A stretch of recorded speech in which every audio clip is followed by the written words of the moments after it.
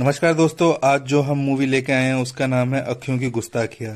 जी हाँ दोस्तों, अगर ये आपको मूवी लाइव देखनी है बिल्कुल मुफ्त में, तो हमारे कमेंट बॉक्स में या डिस्क्रिप्शन में एक टेलीग्राम चैनल का लिंक दे रखा है। उस लिंक को जाके आप क्लिक करेंगे, अगर वो नहीं खुलता है तो उसको कॉपी करके गूगल पे जाके आपको पेस्ट कर देना है। वहां से जो लिंक खुलेगा टेलीग्राम चैनल का, उसको आपको ज्वाइन कर लेना है दोस्तों, उस ग्रुप को। वहां पे आपको ये मूवी मिलेगी बिल्कुल मुफ्त। वहां इस मूवी के अलावा हम और भी नई नई मूवी डालते रहते हैं दोस्तों, वो भी आप वहां पे देख सकते हैं। तो हम हमारे चैनल को सब्सक्राइब कर लीजिए और ज्यादा से ज्यादा दोस्तों लाइक करिए। चलिए दोस्तों, अब इसकी आगे मूवी की हम आपको स्टोरी बताते हैं। तो फिल्म की कहानी शुरू होती है एक ट्रेन से, जहां पर हम देख पाते हैं सवा नाम की एक लड़की को, जिसकी आंखों पर पट्टी बंधी हुई थी और वो इसी तरह से सफर कर रही थी। सवा दरअसल में एक थिएटर आर्टिस्ट होती है, लेकिन उसका सपना है कि वो फिल्मों में काम करे और जिस रोल के लिए उसे ऑडिशन देने के लिए जाना है, उसमें उसे एक ब्लाइंड लड़की का रोल प्ले करना है। इसलिए वो खुद को उस कैरेक्टर में पूरी तरह ढालना चाहती है, इसलिए उसने अपने आंखों पर पट्टी बांध रखी है। और ट्रेन में जो उसके सामने बैठा लड़का है, उसका नाम जहान है, जो असल में ब्लाइंड है, लेकिन वो ये बात किसी को नहीं बताता। दोनों की पहली मुलाकात थोड़ी बहस से होती है, लेकिन जल्द ही दोनों के बीच बातचीत शुरू हो जाती है। मालूम चलता है कि जहान जो है वो एक म्यूजिशियन है और कुछ दिनों से वो सॉन्ग जो है वो ठीक से लिख नहीं पा रहा है। काम भी ठीक से नहीं चल रहा है, इसलिए वो देहरादून जा रहा है, क्योंकि वहाँ जब वो पिछली बार गया था तो उसने बहुत सारे सॉन्ग लिखे थे। तो यहाँ पर सबा और जहान के बीच में आपस में बहुत सारी बातें होती है और मालूम चलता है कि सबा की मैनेजर प्रिया जो है वो उसके साथ जाने वाली थी, लेकिन एंड मौके पर उसने उसे धोखा दे दिया है, जिस वजह से अब वो अकेले ही देहरादून जा रही है। लेकिन अकेले सबा देहरादून में कैसे मैनेज करेगी, ये उसे बिल्कुल भी नहीं पता है। इसलिए तो वो यहाँ जहान से मदद मांग रही थी। तब जहान भी उसकी मदद कर देता है और फिर स्टेशन पर जहान का दोस्त छोटे जो है वो उसे लेने के लिए आता है और सबा भी उनके साथ जो है वो होटल जाने लगती है। तो जहान तो पूरी तरह से ब्लाइंड है, लेकिन फिर भी वो सबा से कहता है कि बाहर निकलकर तुम इन सारी हवा और सारे नेचर को महसूस कर सकती हो। जैसे यहाँ पर जहान इन सबको महसूस करता है, वो वैसे ही सबा को भी महसूस कर पाता है। और सबा को बिल्कुल भी अंदाजा नहीं है कि जहान जो है वो ब्लाइंड है। उसकी बातों से, उसके समझदार वाले अंदाज से उसे ऐसा लग रहा था कि जहान बिल्कुल परफेक्ट है। जिसके बाद वो पहुँच जाते हैं होटल, लेकिन वहाँ पहुँचकर मालूम चलता है कि यहाँ सिर्फ एक ही कमरा खाली है और अगले 4 दिनों के लिए ये पूरी तरह से बुक भी है और पूरे देहरादून में उन्हें कहीं भी रूम नहीं मिलने वाले हैं। इससे सबा को कोई आपत्ति नहीं थी, लेकिन यहाँ पर जहान को आपत्ति थी। वो कहता है कि मैं किसी के भी साथ रूम शेयर नहीं कर सकता,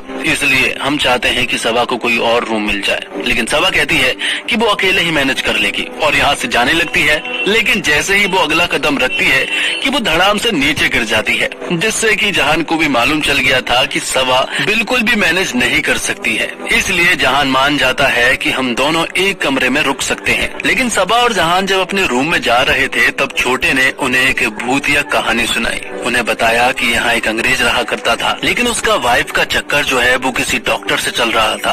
तब अंग्रेज ने उसकी वाइफ को मार दिया और अब उसकी वाइफ जो है वो इसी होटल में घूमती रहती है। इसलिए यहाँ पर नींबू मिर्ची टांगे जाते हैं। लेकिन जहान इन सबको नहीं मानता है। लेकिन जब रात होती है तो सबा तो डरती है, साथ में यहाँ पर जहान भी डर जाता है, क्योंकि वो तो देख नहीं सकता है। इसलिए सबा के आने पर उसे चिल्लाना पड़ा। लेकिन सबा कहती है कि तुम क्यों चिल्ला रहे हो, तुम तो देख सकते हो। अब सबा कहती है कि मुझे नींद नहीं आ रही है और छोटे ने जो भी सारी कहानियाँ बताई है वो सुनकर मुझे बहुत डर लग रहा है। इसलिए वो जहान के पास सोने के लिए आ जाती है। जहान उससे कहता है कि मुझे तो शुरुआत से ही पता था कि तुम मेरा इस्तेमाल करना चाहती हो, इसलिए सोने से पहले हम दोनों के बीच में एक पिलो रखाएगा, उसके बाद ही हम दोनों सोएंगे। अब जैसे तैसे वो उस रूम में रात बिताते हैं कि अगली सुबह सबा यहाँ पर जहान से कहने लगती है कि चलो जल्दी से मैं तुम्हारे लिए चाय बना देती हूँ। और जब सबा यहाँ पर चाय बनाने के लिए जाती है तो वो गैस ऑन ही छोड़ देती है, जिससे कि पूरे के पूरे रूम में गैस फैल जाती है। और उस गैस की स्मेल को यहाँ पर जहान ने नोटिस कर ली थी, जिस वजह से वो तुरंत ही सारी खिड़कियां और सारे दरवाजे खोल देता है ताकि गैस बाहर चली जाए। और बाद में वो गैस को बंद करता है और फिर सबा को बहुत चिल्लाता है कि तुम्हारी एक छोटी सी गलती की वजह से हम दोनों यहाँ पर मारे जा सकते थे। जहान यहाँ पर सबा को बहुत चिल्लाता है। लेकिन जब वो बाहर घूमने के लिए जाते हैं तो जहान यहाँ सबा से माफी मांगता है। वो वो कहता है कि मुझे तुमसे इतने रूडली तरीके से बात नहीं करनी थी। दरअसल में बात कुछ ऐसी है कि जब वो 7 साल का था और जब वो अपने माता पिता के साथ कहीं जा रहा था कि तभी उनकी कार का एक ट्रक से एक्सीडेंट हो गया था। मैं तो बाहर गिर गया था, लेकिन मेरे माता पिता नहीं बच पाए थे। उनकी कार में आग लग गई थी और तभी से मुझे आग से डर लगता है, इसलिए मुझे तुम्हें चिल्लाना पड़ा। तब सबा कहती है कि शायद तुम ये सारी बातें अपने दोस्तों को नहीं कह पाते हो, इसलिए तुम्हें बुरा लगता है। जहान बताता है कि उसके बहुत कम दोस्त हैं, जितने भी हैं उनसे वो ये बातें तो नहीं कर पाता है। सबा कहती है कि यही प्रॉब्लम है, ये जो तुम्हारे अंदर है ना वो अंदर ही रह गया है। मैं चाहती हूँ कि तुम इसे एक बार में बाहर निकाल दो।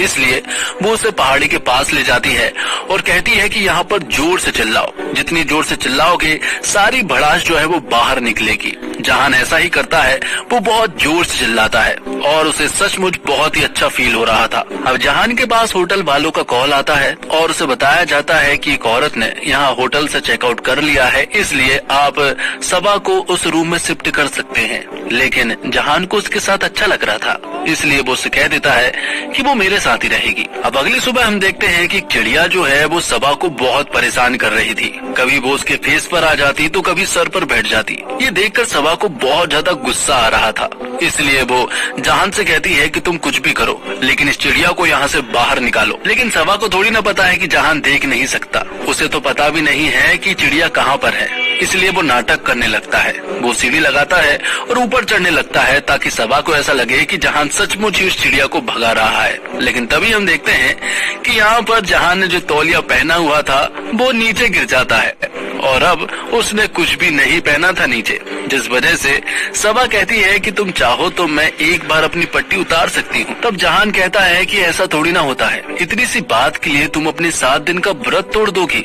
और तब यहाँ पर जहान जो है वो सीढ़ियों से नीचे गिर जाता है सबा के ऊपर और फिर दोनों यहाँ पर किस करते हैं। दरअसल में बात कुछ ऐसी है कि 3-4 दिनों में ही अब सबा और जहान एक दूसरे को बहुत ज्यादा पसंद करने लगे थे। भले ही दोनों एक दूसरे को देख नहीं रहे थे, लेकिन वो दोनों एक दूसरे को कनेक्ट कर पा रहे थे। और जहान ने कई बार सोचा कि वो सबा को बता दे कि वो देख नहीं सकता, लेकिन उसे मालूम है कि अगर उसने सबा को बता दिया कि वो देख नहीं सकता तो सबा उसे छोड़कर चली जाएगी। जबकि जहान को सबा के साथ अच्छा लग रहा था, इसलिए वो उसे कुछ नहीं बताता और उसके साथ हैप्पी मोमेंट्स एंजॉय करता है। अब एक दिन फिर से सबा जो है वो जहान के नजदीक आने लगती है, लेकिन जहान उससे थोड़ा दूर हो जाता है। वो इसलिए क्योंकि उसे मालूम है कि एक न एक दिन तो उसे दूर जाना ही है, लेकिन वो नहीं चाहता है कि वो सबा के बहुत ज्यादा नजदीक जाए, क्योंकि ज्यादा नजदीक जाएगा तो बाद में बहुत प्रॉब्लम भी होने वाली है। जब जहान उससे थोड़ा दूर हुआ तो सबा को थोड़ा बुरा लग गया था, इसलिए रात को जहान जब सबा को बुलाने के लिए गया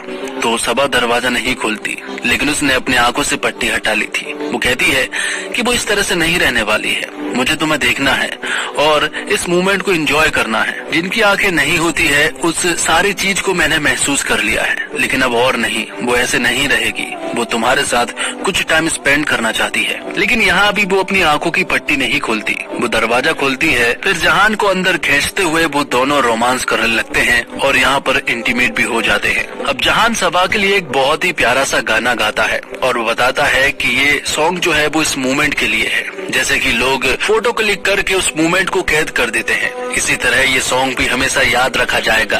अब सबा जहान को बताती है कि कल वैलेंटाइंस डे है और कल ही रिजॉर्ट वालों ने ब्लाइंड डांस का एक प्रोग्राम रखा है, जिसमें पार्टनर जो है वो आंखों पर पट्टी बांध कर आएंगे।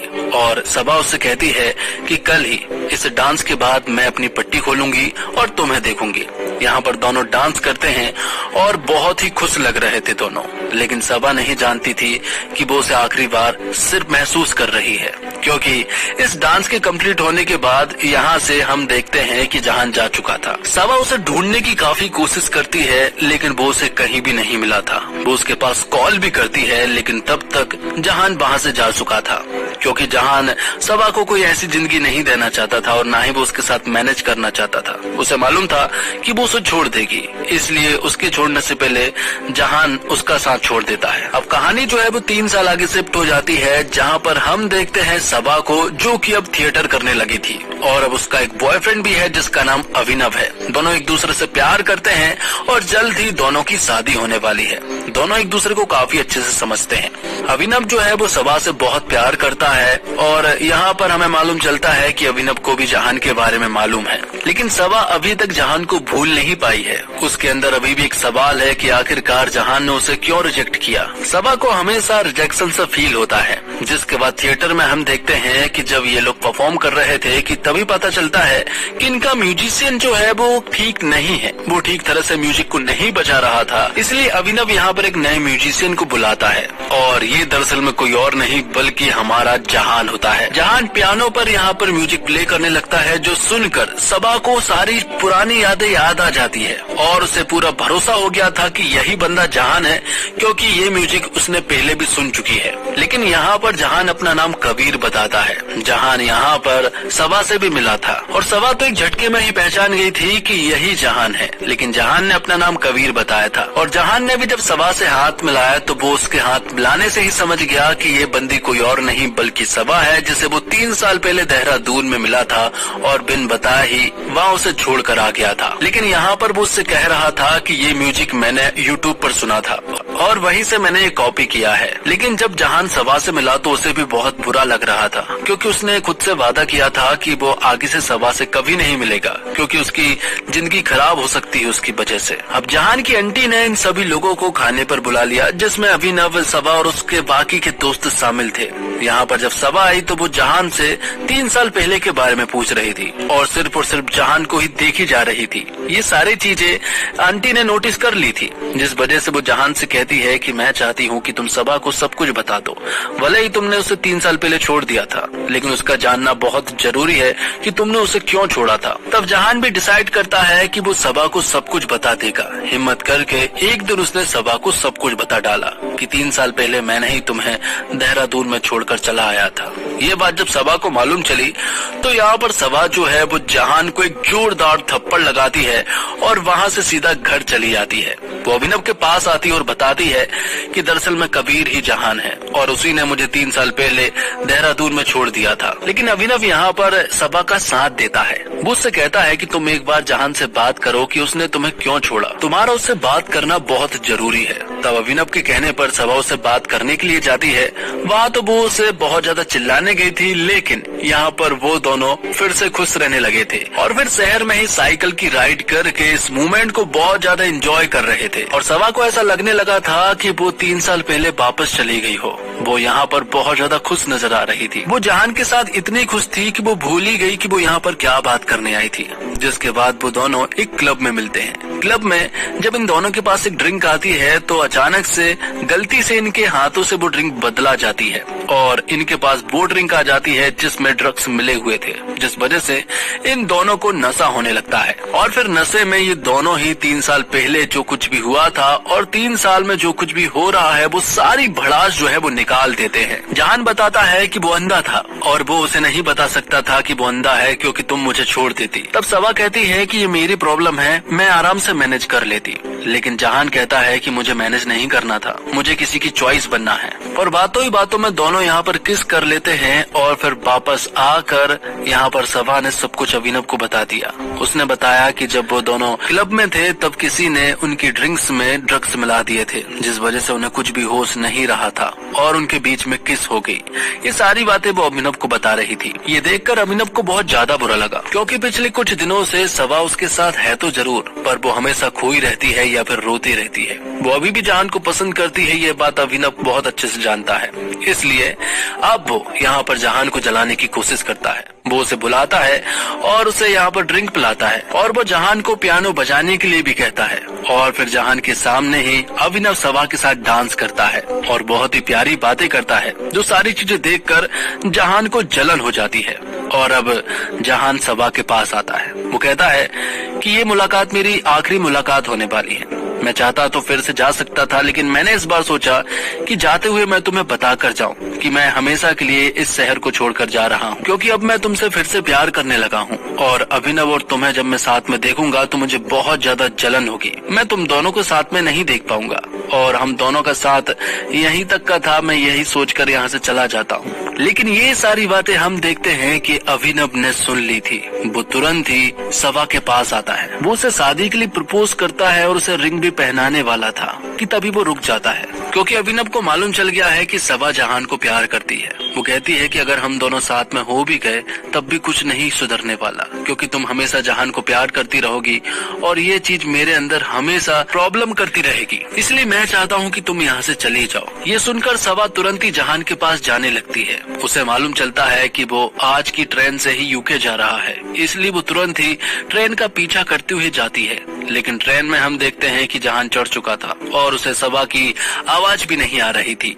लेकिन मालूम चलता है कि ट्रेन तो निकल चुकी थी लेकिन जहान नहीं गया था, क्योंकि किस्मत में कुछ और लिखा हुआ था, क्योंकि जहान और सबा को एक जो होना है। आखिर में सबा यहाँ पर जहान को प्रपोज करती है और बताती है कि मैं तुम्हें मैनेज नहीं करूंगी, बल्कि तुम मेरी चॉइस हो और मैं हमेशा तुम्हारे साथ रहूंगी। तो दोस्तों, आंखों की गुस्ताखियां सिर्फ एक लव स्टोरी नहीं थी, ये एक एहसास था कि प्यार सिर्फ आंखों से नहीं दिल और आत्मा से किया जाता है।